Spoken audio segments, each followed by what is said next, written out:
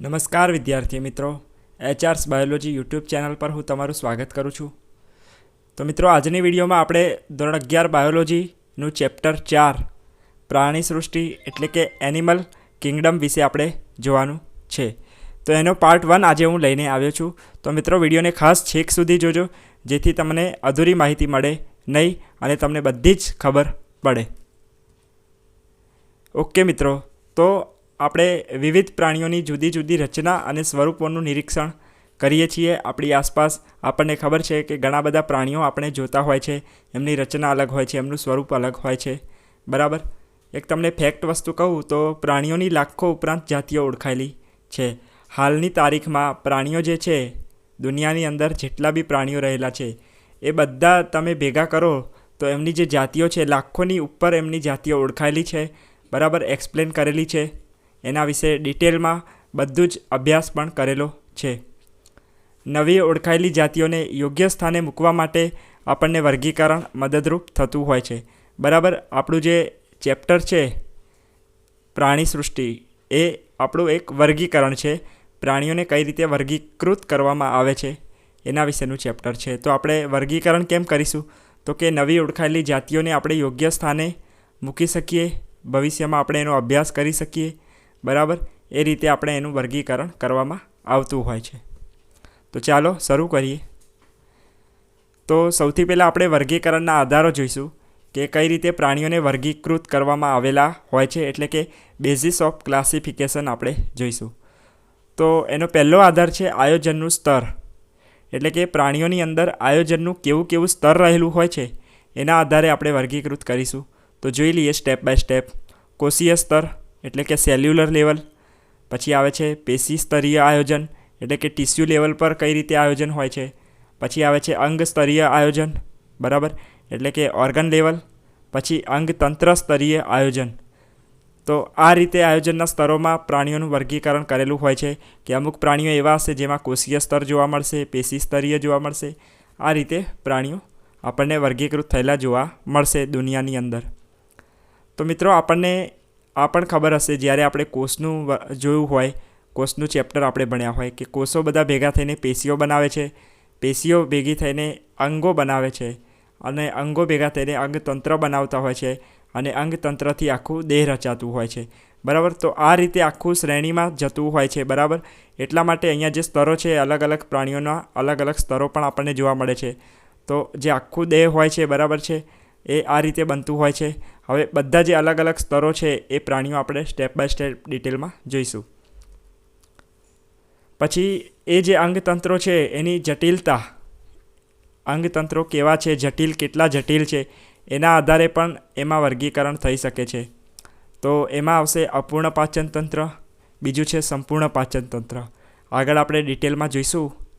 એવી જ રીતે ખુલ્લું પરિવહન તંત્ર અને બંધ પરિવહન તંત્ર. તો આ રીતે પણ પ્રાણીઓને વર્ગીકૃત કરવામાં આવે છે. પછી સમમિતિના આધારે કઈ રીતે વર્ગીકૃત કરીશું? તો કે અસમમિતીય પ્રાણીઓ હશે, અરીય સમમિતિ હશે, દ્વિપાર્શ્વ સમમિતિ હશે. બરાબર છે.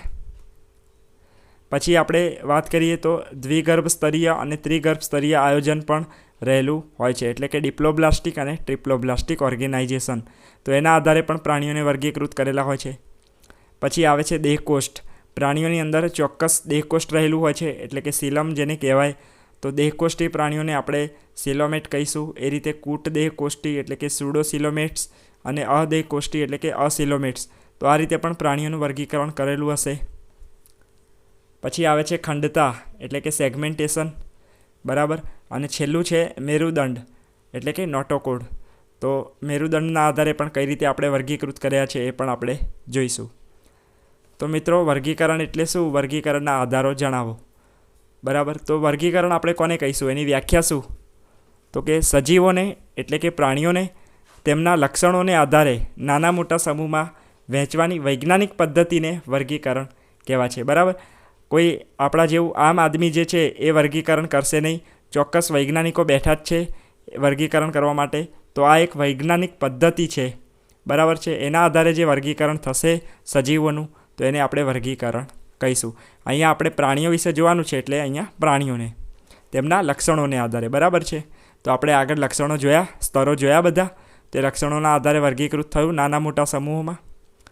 પછી છે વર્ગીકરણ એ નવી ઓળખાયેલી જાતિઓને યોગ્ય સ્થાને મૂકવામાં પણ મદદરૂપ થાય છે. મેં આગળ કીધું એમ કે વર્ગીકરણ આપણે કેમ કરીએ છીએ તો કે જે નવી જાતિઓ ઓળખાશે ધીરે ધીરે એને આપણે યોગ્ય સ્થાને મૂકીશું. એ પણ આપણે વર્ગીકરણની લીધે આપણે એને ઝડપથી આપણે એને ઓળખીને મૂકી શકીશું.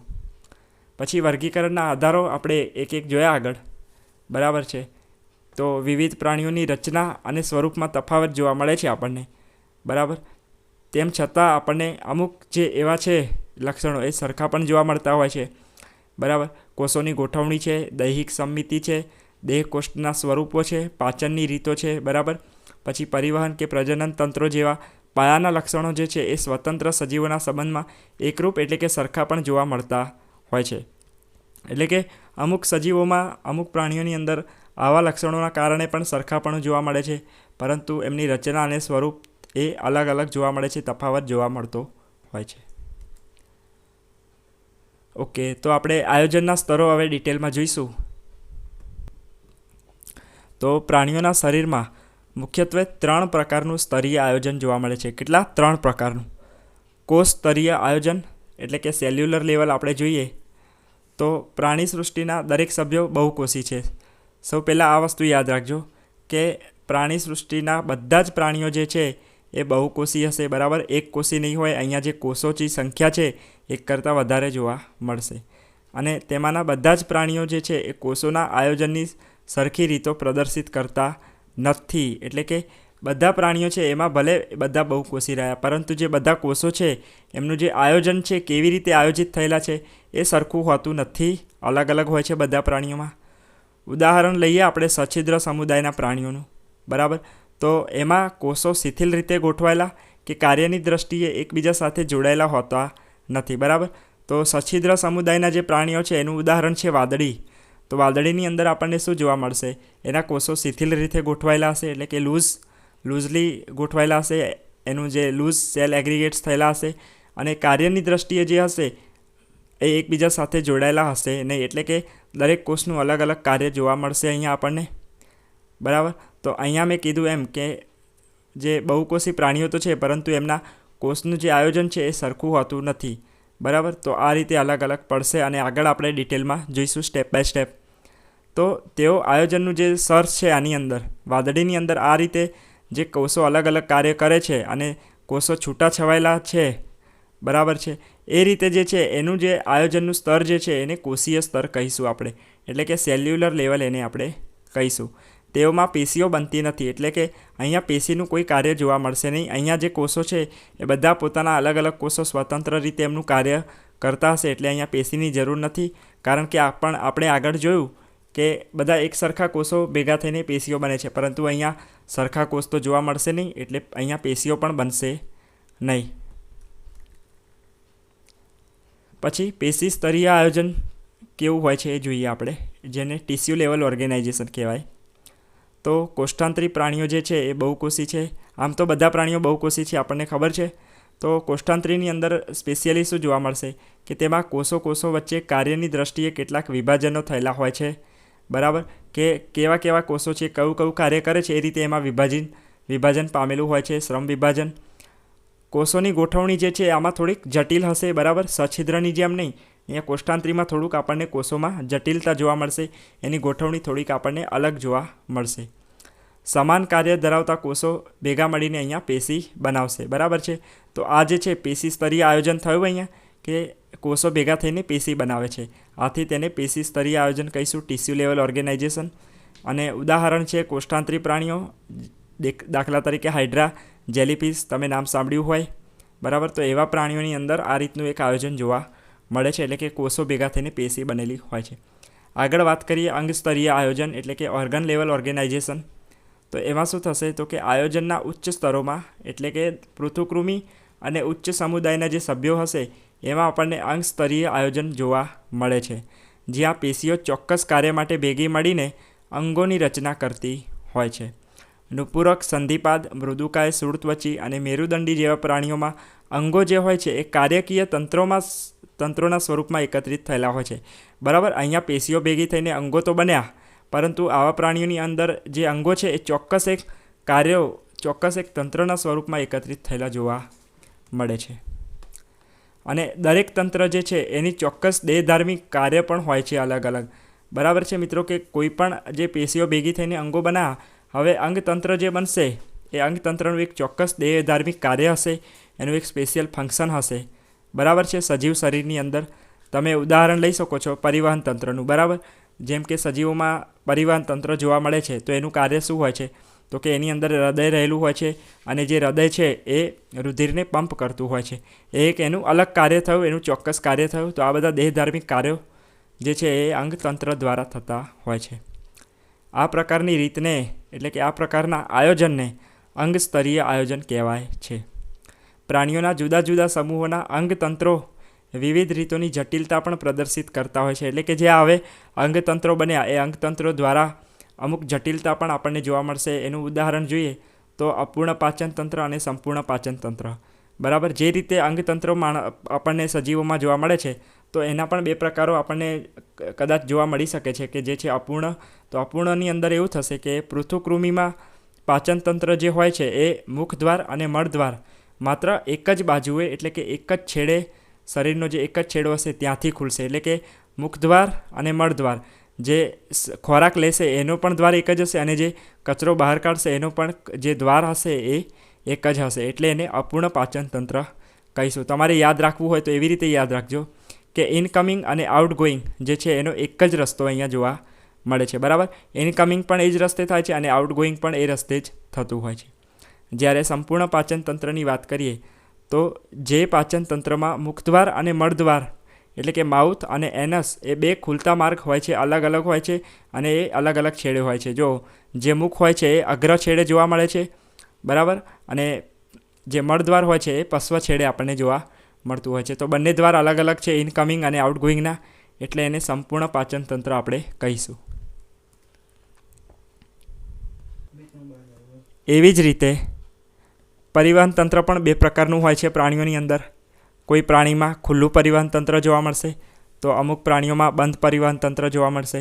તો ખુલ્લું પરિવહન તંત્ર એટલે શું? કે જેની અંદર જે રુધિર છે એ હૃદયની બહાર ધકેલવામાં આવે છે, પછી કોષો અને પેશીઓ તેમાં તરબોળ હોય છે, તરબતર હોય છે, એટલે કે એનાથી ભીંજાયેલી હોય છે. કોષો અને પેશીઓ જે છે એ જે હૃદય દ્વારા જે રુધિર બહાર ધકેલવામાં આવ્યું છે એ રુધિરથી ભરાયેલી હશે. બરાબર, એને આપણે ખુલ્લું પરિવહન તંત્ર કહીશું. બરાબર, એમાં જે રુધિર છે એ રુધિરનો પ્રવાહ જે છે એ કોઈ પણ જે વાહન કરતી કોઈ નલિકા છે, વાહિકાઓ છે, એના દ્વારા થશે નહીં. એટલા માટે અહીંયા ખુલ્લું છે. બંધ પરિવહન તંત્રની અંદર શું થશે? એટલે કે ક્લોઝ ટાઈપ સર્ક્યુલેટરી સિસ્ટમ. એમાં રુધિર જે છે એ વિવિધ વ્યાસની વાહિનીઓની શ્રેણીઓ દ્વારા પરિવાહિત થાય છે. બરાબર છે, અને એ જે વાહિકાઓ છે એને ધમની, શીરા, બરાબર, અને વાહિકાઓ એટલે કે કેપિલરીસ, જેને રુધિર કેશિકાઓ કહેવાય, એ રીતે રુધિર વહેતું હોય છે. તો બંધ પરિવહન તંત્ર અને ખુલ્લું પરિવહન તંત્ર બંનેનો ડિફરન્સ ખાસ યાદ રાખજો. આ બંને લક્ષણો પણ વર્ગીકરણ માટે ખૂબ જ ઇમ્પોર્ટન્ટ છે. ઓકે, પછી આવે છે સમમિતિ, કે સમમિતિના આધારે કઈ રીતે પ્રાણીઓ વર્ગીકૃત થયેલા હોય છે. તમને ક્વેશ્ચન પણ પૂછાઈ શકે કે સમમિતિ ઉપર ટૂંક નોંધ લખો. સમમિતિ એટલે કે સિમેટ્રી. તો પ્રાણીઓમાં 3 પ્રકારની સમમિતિ જોવા મળે છે. એટલે કે પ્રાણીઓને તેમની સમમિતિને આધારે વર્ગીકૃત કરીશું આપણે 3 પ્રકારે, કે અસમમિતિ, અર્ય સમમિતિ અને દ્વિપાર્શ્વ સમમિતિ. તો આપણે વાત કરીએ અસમમિતિ એટલે કે એસિમેટ્રિકલ. તો જો મધ્ય અક્ષમાંથી પસાર થતી ધરી એ પ્રાણી શરીરને સરખા ભાગોમાં વિભાજિત ના કરે તો તેને અસમમિતિ કહે છે. એટલે કે મિત્રો, આપણે કોઈપણ પ્રાણી શરીર લઈ લઈએ અને એની મધ્ય અક્ષમાંથી ધરી પસાર કરીએ, અને જો એ પ્રાણી શરીરના સરખા ભાગ ના થાય તો એ અસમમિતિ પ્રાણી છે એવું કહી શકાય. પછી અર્ય સમમિતિ આપણને શેની અંદર જોવા મળશે? કે જ્યારે પ્રાણી શરીરના મધ્ય અક્ષમાંથી પસાર થતી ધરી એ સજીવને 2 સરખા ભાગોમાં વિભાજિત કરે તો તેને અર્ય સમમિતિ કહીશું. એટલે કે આપણે કોઈપણ બાજુથી આપણે જો ધરી પસાર કરીએ પ્રાણીના શરીરમાંથી, બરાબર છે, આ બાજુથી કરીએ, આ બાજુથી કરીએ કે આ બાજુથી કરી, કોઈ પણ બાજુથી આપણે ધરી પસાર કરીશું સજીવના શરીરની, તો સરખા 2 ભાગ આપણને જોવા મળશે. બરાબર, એને અર્ય સમમિતિ આપણે કહીશું. કોષ્ઠાંતરી કંકતધરોની અંદર અને સૂળત્વચીઓની અંદર આ રીતનું જોવા મળે છે. પછી આવે છે દ્વિપાર્શ્વ સમમિતિ એટલે કે બાયલેટરલ સિમેટ્રી, જ્યાં પ્રાણી શરીરને મધ્ય અક્ષ પર કોઈ એક જ ધરીથી બે સરખા ડાબા અને જમણા ભાગમાં વિભાજિત કરાય તો તેવી સમમિતિને દ્વિપાર્શ્વ સમમિતિ કહીશું આપણે. બરાબર, કે આપણે એક જ ધરી લેવાની છે અને એના મધ્યમાંથી, એ પ્રાણીના મધ્યમાંથી એ ધરીને પસાર કરીશું. અને જો પ્રાણીના સરખા બે ભાગ થાય, ડાબું અને જમણું ભાગ કમ્પ્લીટ વિભાજિત થાય, તો એવા જે પ્રાણી છે એમને દ્વિપાર્શ્વ સમમિતિ કહીશું આપણે. એનું ઉદાહરણ છે નુપુરક, સંધિપાદ. એવા સમુદાયના જે પ્રાણીઓ છે એને દ્વિપાર્શ્વ સમમિતિ કહીશું. તમે પિક્ચરમાં પણ સ્પષ્ટપણે જોઈ શકો છો કઈ રીતે ધરીને પસાર કરેલી છે અને ડાબું જમણું ભાગ અલગ અલગ દેખાય છે. જ્યારે આપણે અરીય સમમિતિનું પણ અહીંયા પિક્ચર જોયું હતું, બરાબર. અને આ છે અસમમિતિનું પિક્ચર, કે તમે કોઈ પણ મધ્ય અક્ષમાંથી તમે ધરી પસાર કરો તો એના સરખા ભાગ થશે નહીં. આગળ હવે આપણે ગર્ભસ્તરીય આયોજન વિશે જોઈશું, એટલે કે એમ્બ્રિયોનિક લેયર્સ વિશે જોઈશું. તો દ્વિગર્ભસ્તરીય એટલે કે ડિપ્લોબ્લાસ્ટિક, તો એવા પ્રાણીઓ કે જેની અંદર કોષો જે છે એ બે ગર્ભીય સ્તરોમાં જોવા મળશે. બહારનું જે હશે એને બાહ્ય ગર્ભસ્તર કહીશું અને અંદરનું જે હશે એને અંતઃગર્ભસ્તર કહીશું. બરાબર, તો આ રીતે બાહ્ય ગર્ભસ્તર અને અંતઃગર્ભસ્તર જોવા મળે એવા પ્રાણીઓને આપણે દ્વિગર્ભસ્તરીય કહીશું. દાખલા તરીકે કોષ્ઠાંત્રીઓ જે પ્રાણીઓ હશે એની અંદર આ રીતનું આયોજન જોવા મળશે, કે જ્યારે ભ્રૂણ વિકાસ પામતું હોય છે ત્યારની આ વાત કરવામાં આવી છે. એટલે કે સજીવનું હજુ વિકાસ જે છે એ ચાલુ છે. એ વિકાસ જે છે એમાં જે આપણને ખબર છે કે સજીવ કોઈ પણ શરીર હોય એ એક સેલથી જ શરૂ થતું હોય છે, એટલે કે એક જ કોષથી આખો વિકાસ પામતો હોય છે. તો જ્યારે ભ્રૂણની વાત કરી છે અહીંયા, કે ભ્રૂણ છે આ રીતે આયોજિત થતું હોય છે, બરાબર, ગર્ભીય સ્તરોમાં. પછી વાત કરીએ ત્રિગર્ભસ્તરી એટલે કે ટ્રિપ્લોબ્લાસ્ટિક, તો એવા પ્રાણીઓ કે જેનો વિકાસ પામતો ભ્રૂણ એ બાહ્ય ગર્ભસ્તર અને અંતઃગર્ભસ્તર વચ્ચે ત્રીજું એક ગર્ભસ્તર ધરાવશે અલગથી, જેને કહીશું મધ્ય ગર્ભસ્તર એટલે કે મેઝોબ્લાસ્ટ. તો એવા પ્રાણીઓને આપણે ત્રિગર્ભસ્તરો કહીશું. અહીં આગળ આપણને 3 સ્તરો અલગ અલગ જોવા મળશે. એ જે 2 સ્તરો જે આપણે ઉપર જોયા એની વચ્ચે એક એક્સ્ટ્રા મધ્ય ગર્ભસ્તર આપણને અહીંયા જોવા મળે છે. તો પૃથુકૃમિથી લઈને મેરુદંડી સુધીના જે બધા જ પ્રાણીઓ છે એ ત્રિગર્ભસ્તરીય આયોજન ધરાવે છે. તો પિક્ચરમાં તમે જોઈ શકો છો કે કઈ રીતે દ્વિગર્ભસ્તરીઓ ગોઠવાયેલા હોય છે એના કોષો, બરાબર. તો તમે અહીંયા સ્પષ્ટપણે બાહ્ય ગર્ભસ્તર અને અંતઃગર્ભસ્તર તમે જોઈ શકો છો. એ રીતે ત્રિગર્ભસ્તરમાં મધ્ય ગર્ભસ્તર જે છે એ બંને સ્તરો વચ્ચેનું આપણને એક મધ્ય સ્તર પણ જોવા મળે છે. તો આ થયું ત્રિગર્ભસ્તરીય આયોજન અને આ થયું દ્વિગર્ભસ્તરીય આયોજન.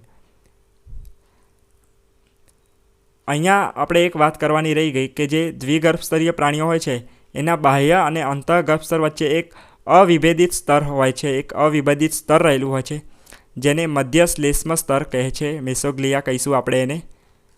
તો આ જે છે અહીંયા એ આપણને મધ્ય શ્લેષ્મ સ્તર આ રીતે જોવા મળશે બંને સ્તરોની વચ્ચે. જ્યારે અહીંયા બંને સ્તરોની વચ્ચે એક આખું સ્તર જ અલગ જોવા મળશે, અહીંયા કોઈ સ્તર જોવા મળશે નહીં. તો આ ડિફરન્સ છે. હવે આ આગળ જઈને જે ભ્રૂણ વિકાસ પામે છે ત્યાં આગળ જઈને એ આગળ કયા અંગો બનાવશે, શરીરનું જે નિર્માણ છે એ કઈ રીતે કરશે એનો અંદર મહત્ત્વનો ભાગ ભજવે છે. પછી આપણે દેહકોષ્ઠ. હવે જે ગર્ભસ્તર, જે પ્રાણીઓ ત્રિગર્ભસ્તરીય હશે, બરાબર, તો એ આગળ જઈને ફરી રચનાઓ અલગ અલગ દર્શાવી શકે છે. તો હવે આપણે આગળ વાત કરીશું ત્રિગર્ભસ્તરીય પ્રાણીઓની અંદર અલગ અલગ દેહકોષ્ઠ કઈ રીતે રહેલા હશે, બરાબર, અથવા તો દેહકોષ્ઠ નહીં રહેલા હોય તો એવા પ્રાણીઓને પણ આપણે વર્ગીકૃત કરવાના છે. કે શરીરની દિવાલ અને પાચન નળી એટલે કે ગટ એની વચ્ચે જો અવકાશની હાજરી હોય અથવા તો ગેરહાજરી હોય તો એ વર્ગીકરણમાં ખૂબ જ મહત્ત્વની છે. દૈહિક અવકાશ કે જેનું અસ્તર જે છે એ મધ્ય ગર્ભસ્તરનું હોય તેને આપણે દેહકોષ્ઠ કહીશું, બરાબર. કે મધ્ય ગર્ભસ્તર જે છે આપણને ખબર છે કે જે ત્રિગર્ભસ્તરીય હતા એની અંદર એક મધ્ય ગર્ભસ્તર રહેલું હોય છે, બરાબર. તો આ જે મધ્ય ગર્ભસ્તરનું એનું અવકાશ જે હશે, અવકાશ એટલે કે ખાલી જગ્યા ત્યાં આપણને અગર જો જોવા મળે તો એને આપણે દેહકોષ્ઠ કહીશું, બરાબર. તો દેહકોષ્ઠ પ્રાણીઓમાં આ રીતનું આપણને એક સ્પેસ જોવા મળશે, એક અવકાશ, ખાલી જગ્યા આપણને જોવા મળશે. એ રીતે આભાસી દેહકોષ્ઠ આગળ આપણે જોઈએ કે એનું આપણે આગળ જોઈએ, પરંતુ દેહકોષ્ઠધારી કોને કહીશું એટલે કે સિલોમેટ કોને કહીશું, તો કે જે પ્રાણીઓ દેહકોષ્ઠ ધરાવે તેને દેહકોષ્ઠધારી પ્રાણીઓ કહીશું. ઉદાહરણ જોઈએ કે નુપુરક છે, મૃદુકાય છે, સંધિપાદ, સુળત્વચી, સામી મેરુદંડી અને મેરુદંડી. આ બધા જ પ્રાણીઓમાં આપણને દેહકોષ્ઠ જોવા મળશે. એટલે કે આપણને એ બધા પ્રાણીઓના જે ભ્રૂણ જ્યારે વિકાસ પામતું હશે ત્યારે આ રીતે રચના જોવા મળશે. જ્યારે વાત કરીએ કૂટ દેહ કોષ્ઠધારી એટલે કે સ્યુડોસિલેમેટ, તો કેટલાક પ્રાણીઓમાં દૈહિક અવકાશનું અસ્તર જે છે એ મધ્ય ગર્ભસ્તરનું નથી, પરંતુ બાહ્ય ગર્ભસ્તર અને અંતઃગર્ભસ્તર વચ્ચે એક મધ્ય ગર્ભસ્તરમાં છૂટી છવાઈ કોથળીઓ, ખાસ યાદ રાખજો કે આ બંને ગર્ભસ્તરની વચ્ચે એક છૂટી છવાઈ કોથળીઓ એટલે કે પુટિકાઓ જોવા મળશે આપણને, જેને આપણે કહીશું કૂટ દેહ કોષ્ઠધારી. બરાબર, આવા પ્રાણીઓને આપણે કૂટ દેહ કોષ્ઠધારી કહીશું. એટલે કે આભાસી શરીર ગુહા. બરાબર, એનો આભાસ કરાવશે આપણને. એક શરીર ગુહા સ્પષ્ટ નહીં જોવા મળે, પરંતુ એનો એક આભાસ થશે. આપણે આકૃતિમાં જોઈ લઈએ કે આપણને આ રીતની પુટિકાઓ જોવા મળે છે. એક સ્પષ્ટ જે આવું દેહકોષ્ઠ જોવા નહીં મળે, પરંતુ અહીંયા આભાસી આપણને દેહકોષ્ઠ જોવા મળે છે. વાત કરીએ અદેહકોષ્ઠધારીની એટલે કે એસિલોમેટની, તો પ્રાણીઓ કે જેમાં દૈહિક અવકાશ ગેરહાજર હશે, એટલે કે હશે જ નહીં, કોઈ પણ ખાલી જગ્યા રહેલી હશે નહીં, તો એને આપણે અદેહકોષ્ઠધારી પ્રાણીઓ કહીશું. એનું ઉદાહરણ છે પૃથુકૃમિ. તો એની અંદર આપણને સ્પષ્ટપણે આ 3 સ્તરો જોવા મળશે. એની વચ્ચે જે અવકાશ છે એ આપણને જોવા મળશે નહીં. અને આ દેહકોષ્ઠ છે એ જે આગળ જઈને કઈ રીતે શરીરનો વિકાસ થવો એમાં ભાગ ભજવતો હોય છે. બરાબર છે મિત્રો, કે સજીવ શરીર જે કોઈ પણ આપણું માણસનું ઉદાહરણ લઈએ તો આપણી બહાર જે છે ચામડીનું સ્તર હોય છે, ખબર છે આપણને. અંદર કંકાલ તંત્ર જોવા મળે છે, પછી અલગ અલગ વિવિધ અંગો જોવા મળે છે. તો જ્યારે આપણો ભ્રૂણ વિકાસ થતો હોય છે ત્યારે આ જે દેહકોષ્ઠ છે એમાંથી જ આવા અંગો બનતા હોય છે. મિત્રો, વિડીયોને લાઈક કરજો, ચેનલ સબસ્ક્રાઈબ કરી દેજો, તમારા ફ્રેન્ડ સાથે પણ શેર કરજો. આગળ હવે આપણે જોઈએ ખંડતા. તો ખંડતા શું છે? કેટલાક પ્રાણીઓની અંદર જે શરીર હશે એમનું એ લગભગ કેટલાક અંગોના ક્રમિક પુનરાવર્તન સાથે બહારથી તેમજ અંદરથી એમ 2 સરખા ખંડોમાં વિભાજિત થયેલું હશે. આપણે અમુક એવા પ્રાણીઓ જોયા હશે, જેમ કે મેં પિક્ચરમાં બતાવ્યું છે કે અલગ અલગ ખંડો પડેલા હશે, ખાનાઓની જેવી રચનાઓ અહીંયા પડેલી હશે. તો એવા જે પ્રાણીઓ છે, બરાબર, એ ખંડતા કહીશું આપણે. એની અંદર એમના જે શરીર છે એ કેટલાક અંગોમાં ક્રમિક પુનરાવર્તન પણ જોવા મળશે. એટલે કે એક ખાનામાં જેવી રચના હશે એવી બીજા ખાનામાં પણ જોવા મળશે, અથવા તો એના આગળની રચના જે ક્રમિક છે એ પણ આપણને જોવા મળી શકે છે. ઉદાહરણ છે એનું સરસ ઉદાહરણ છે અળસિયું. જ્યારે અળસિયું તો આપણે જોયું જ હશે, બરાબર, જોવા મળે જ છે આપણને ખેતરોમાં. તો અળસિયાનું જે શરીર છે આ પ્રકારની રચના દર્શાવે છે. તમે ધ્યાનથી જોજો હવે. અને તેને સમખંડીય ખંડતા કહીશું, એટલે કે મેટામેરિક સેગમેન્ટેશન કહીશું. અને આ જે ઘટના છે એને સમખંડતા કહીશું, મેટામેરિઝમ કહીશું. મેરુદંડી અને અમેરુદંડી પ્રાણીઓ કોને કહે છે એ પણ આપણે જોઈએ. કે મેરુદંડ આપણે આગળ જોયું કે મેરુદંડના આધારે પણ આપણે પ્રાણીઓને વર્ગીકૃત કરવામાં આવે છે. તો મેરુદંડી એટલે કે કોર્ડેટ પ્રાણીઓ. કેટલાક પ્રાણીઓમાં મેરુદંડ જે છે એ ભ્રૂણ વિકાસ દરમિયાન, ખાસ યાદ રાખજો, ભ્રૂણ વિકાસ દરમિયાન પૃષ્ઠ બાજુએ મધ્ય ગર્ભ સ્તરમાંથી ઉદ્ભવતી દંડ જેવી રચના બનાવે છે. એટલે કે જ્યારે ભ્રૂણ વિકાસ પામતો હોય છે એની પૃષ્ઠ બાજુએ મધ્ય ગર્ભ સ્તર આપણે જોયું, બરાબર, એ મધ્ય ગર્ભ સ્તરમાંથી એક દંડ જેવી રચના બનશે. એટલે કે રોડ લાઇક સ્ટ્રક્ચર બનશે, જેને આપણે મેરુદંડ કહીશું. અને આવા જે પ્રાણીઓ છે એમને મેરુદંડી પ્રાણીઓ કહીશું, કોર્ડેટ એનિમલ્સ કહીશું. પછી અમેરુદંડીની વાત કરીએ તો એવા પ્રાણીઓ કે જેમાં મેરુદંડ આવેલું ના હોય, સીધી વસ્તુ છે, જેમાં મેરુદંડ નથી એને આપણે અમેરુદંડ કહીશું. ઓકે, તો નોન કોર્ડેટ્સ આપણે એને કહીશું. ઉદાહરણ એનું જોઈએ તો સછિદ્રથી લઈને સુળત્વચી જે છે એ બધા અમેરુદંડી છે, બાકીના બીજા બધા મેરુદંડી છે.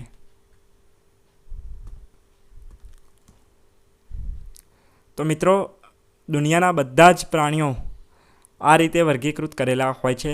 બરાબર, પ્રાણીઓ છે બધા બહુકોષીય છે, એટલે કે એક કોષ કરતાં વધારે કોષના બનેલા છે. એમાં આયોજનના સ્તરો અલગ અલગ જોવા મળે છે. કોષીય સ્તર છે, પેશીય સ્તર છે, અંગ સ્તરીય આયોજન છે, પછી અંગતંત્ર સ્તરીય આયોજન પણ છે. સંમિતિ પ્રમાણે પણ એનું વર્ગીકરણ હોય છે. અસંમિતિ છે, અરીય છે, દ્વિપાર્શ્વ છે. એ રીતે દૈહિક અવકાશ એટલે કે દેહકોષ છે કે નહીં એના આધારે, બરાબર. તો આ બધા સમુદાયોની અંદર પ્રાણીઓને વર્ગીકૃત કરવામાં આવેલા હોય છે. તો મિત્રો, સછિદ્ર, કોષ્ઠાંતરી, કંકતધર, પૃથુકૃમિ, સૂત્રકૃમિ, નુપુરક, સંધિપાદ, મૃદુકાય, શૂળ ત્વચી, સામી મેરુદંડી અને મેરુદંડી આ બધા જ પ્રાણીઓના લક્ષણો આપણે સ્ટેપ બાય સ્ટેપ બધી જ વિડીયોમાં જોઈશું. તો બધી વિડીયો ખાસ કરીને જોઈ લેજો. મિત્રો, તમે આગળના મારા લેક્ચર ઉપર આઈ બટન પર ક્લિક કરીને મેળવી શકો છો. ઉપર આઈ બટન પણ ચેક કરતા રહેજો અને નીચે ડિસ્ક્રિપ્શન પણ જોઈ લેજો. ડિસ્ક્રિપ્શનમાં પણ હું ખાસ લિંક આપતો હોય છે મારા સોશિયલ એકાઉન્ટ્સની પણ. બરાબર છે વિદ્યાર્થી મિત્રો? તો મારી સાથે જોડાઈ જજો ત્યાં પણ, અને આગળના વિડીયો ના જોયા હોય તો પણ જોઈ શકો છો તમે. તો આભાર મિત્રો, હવે નેક્સ્ટ વિડીયોમાં મળીશું.